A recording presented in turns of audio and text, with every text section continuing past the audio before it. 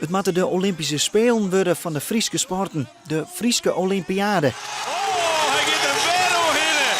Wat een series. Het is een mooie del. Keertsen, scootjesielen en veeljeppen op één plak. En dat maakt er niks aan willen dat de sporters, dat die ook enthousiast worden van, nou, het is nou een evenement waar wij als topsporters snel leren te kennen wat de sterkste is. Hier zal het al een jaar gebeuren, krijgt Boetenburgum. Jeder joeg de provincie al €130.000. Nou is ook de gemeente het sterkste deel akkoord met het plak. Wij als college zijn van wij vinden dit inderdaad een hele goede zaak, want toevalligerwijs doet zich ik voor dat in Burgum het evenemententerrein wat wij hier dat wordt bebouwd.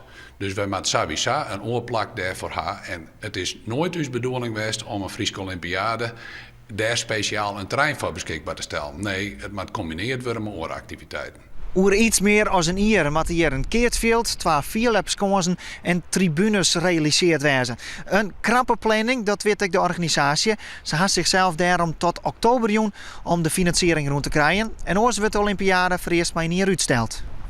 Ongeveer een ton, misschien iets meer, hebben we nodig om de organisatie reed te krijgen. En ja, dat maken we nou helje. Maar ik heb dus al verschillende mensen, wat sport aanbelangt en oren bedruwen, haak sprutsen. En men is tegen enthousiast voor het idee. De organisatie wil bezoekers van de grote Friese reunie, die takom hier houden wordt, naar de Olympiade te helpen.